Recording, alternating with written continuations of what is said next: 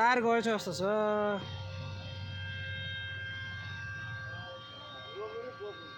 रनवेबाट लगे भइहाल्छ त यार। होइन रनवेबाट लगे त भइहाल्छ त यार।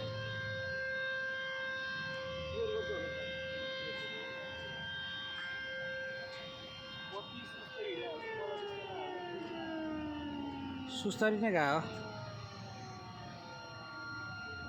ए काम छैन फायरको। यो एयरपोर्टभित्रै पर्दा यस्तो स्ट्यान्ड बाई हुनुपर्छ जति बेला पनि फायर त यार खास त यार।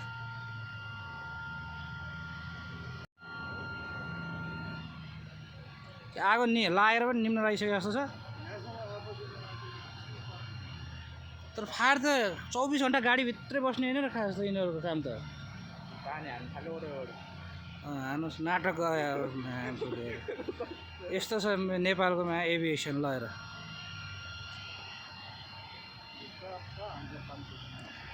टायर एम्बुलेन्स दुगुरे घरमा।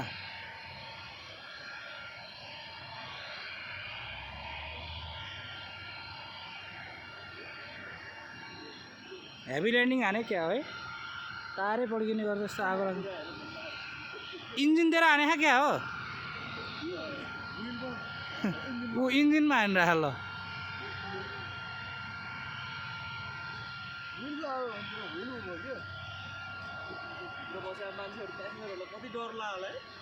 होइन सेफ छ नि त। व्हिलमा चाहिँ आगो लाग्यो जस्तो। हेभी ल्यान्डिङ भएछ क्या।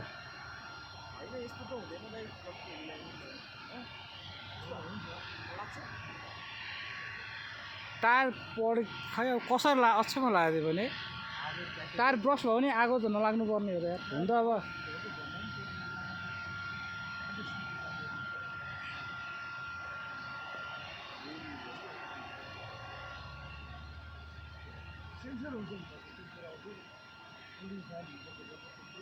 फ्यान टायरमा नि फ्यान हुन्छ। टायरमा नि फ्यान हुन्छ क्या। व्हिलको हबमा पनि फ्यान हुन्छ क्या यसको त। जहाज ट्याक्क ल्यान्ड गर्ने बेला र पिकअप गर्ने बेलामा एउटा साइडमा सँगसँगै दौडिनु पर्ने हो क्या फायर ट्रक। के ट्रेनिङहरू थाहा छैन।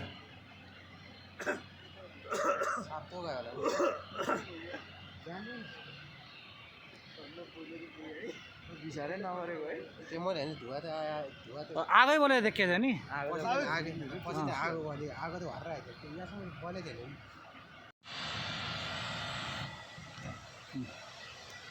इमर्जेन्सी नै भयो।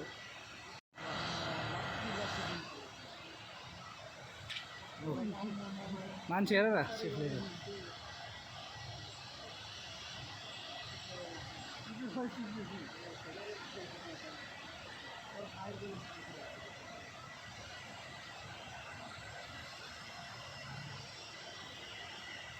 डरै खर्च गर्छ त्यसको यार।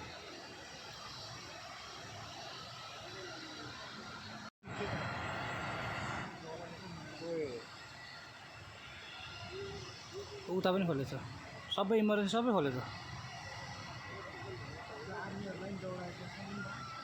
हेल्पमा दौडाइहाल्छ नि।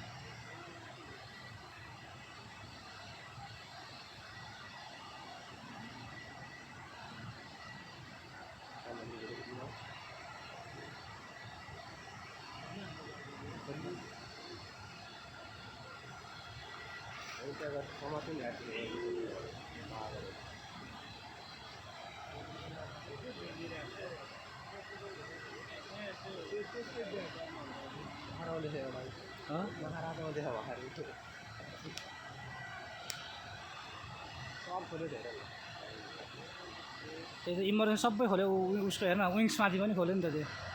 दुइटा इमर्जेन्सी त्यो हुन्छ नि डोर त्यहाँ।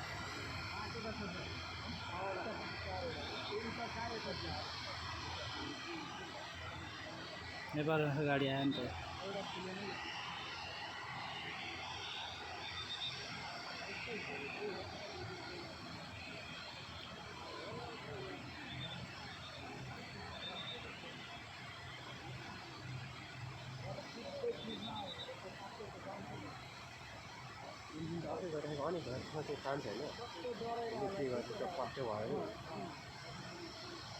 होइन इन्जिन त अफ छ।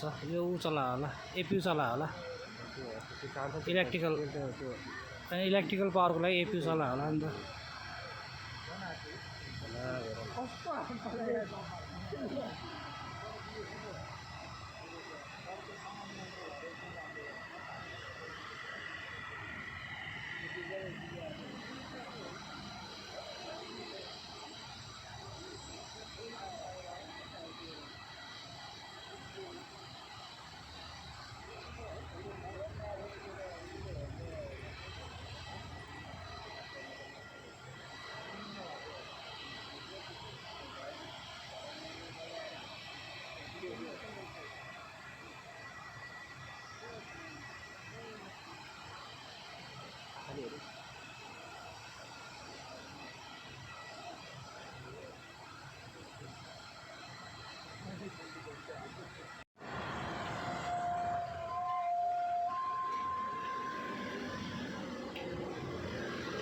भित्र एक्सन उठ्नै भयो होला नि कोही गएर त्यो उसले चोटै लाग्यो होला नि कहीँ केही भयो हम्फाले चोट लाग्यो क्या तिमीलाई समाते चाहिँ कोही छैन नि सैन्य त्यहाँबाट सैन्य जाँदा त नि होइन त्यहाँनिर अलिकति त्यस्तो लामो चाहिँ हुन्छ क्या होइन भने त्यहाँ भर्खर एउटा मुख बच्चा बन्द धेरै देखिरहेको थियो एउटा बन्द बङ्गलाङ गरेर लडायो क्या हो त्यो चाहिँ त्यस्तो हुनसक्छ त्यही भएर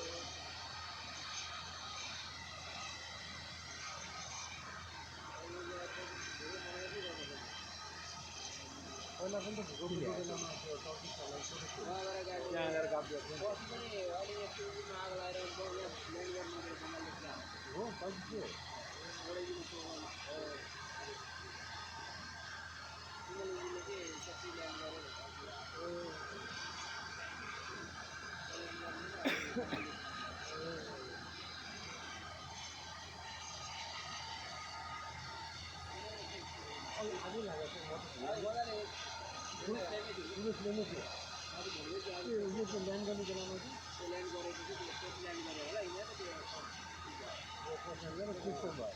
अझै पुरै राम्रो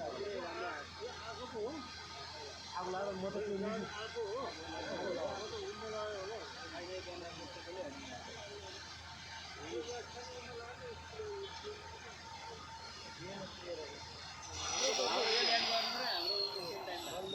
एपिओ बन्द अरे क्याप गाँठो गाँठो भएको जोडी राखिहाल्छ क्या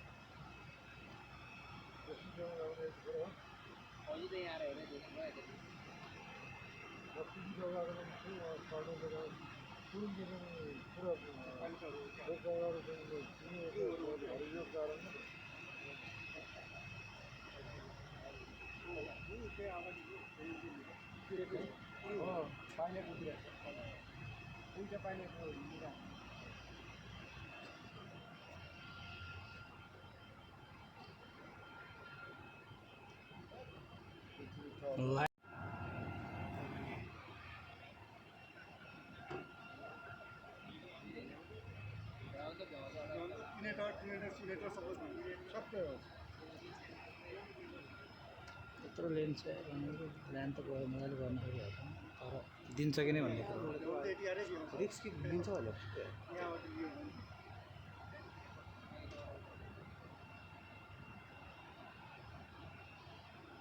दिनभरलाई एयरपोर्ट क्लोज होला अब कालबार इन्टरनेसनल सबै क्लोज